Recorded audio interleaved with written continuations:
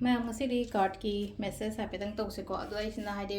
crystals um ka gain supply lai se ko hai de clear quartz ne red carnelian ne natraga green ko group hai do ke ko hai tar ka hai de group 1 group 2 group 3 ko adu singa sai gi sida lai se hai de time tarot ka aduga hai de angel card sai tar ko angel sai tar shona kari sum lai na ko hai de message se kamai la ke gi oina universe kai message pi ge khot ke ha badu mai tar ko aham bada time prediction sing se ko ai ne kai no ma khallo ko ai na khali ba pot se ngai ko haibra natraga yaro haibra natraga hadi kyam kuin jang gi ga dage haibage du ma leire ko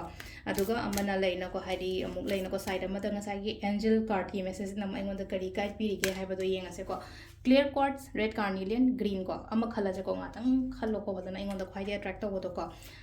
clear quartz se leire ko matam ni ko se lo thoi je ham baina yellow card se ko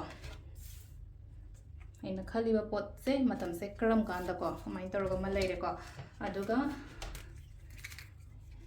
universe guidance ko sina mo kari hairige nangi da makta haibado du maitor yenga se ko card se amma anni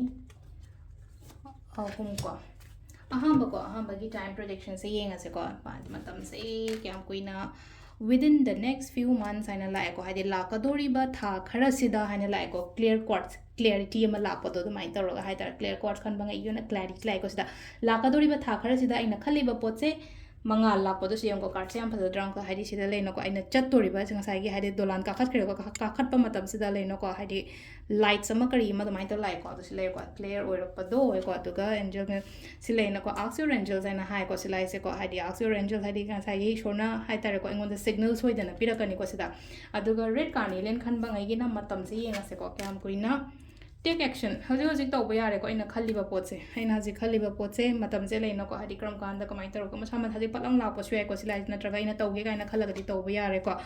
adu to matam da ko abundance lai silai se red carnelian ge oina abundance ko silai se ko abundance ara ga di changba hai ta ka lan thum oiro aingon da kana bo oiro ama oiro ko amai toro ko last ki green aventurin khan ba ga yenga se ko time se ko you are ready and la ko hadi ready da di leire pot se thuna la pa ya ko sisa aduga magi angel card na ke hadi aina tawdore pot se ko amuk ka hena thijan khochan mama darkar ro ko thijan khochan bo oiro amuk ka hena hai singjan bani khangde amani khangde lai pa ba do oiro ama do oiro ko amai toroga sida leire ko ko yi ngasi ki samlapna minute ani ahum khaki haide ko da tarot card trading ko me am pothana ba hai tarong dang tumam dai gi thank you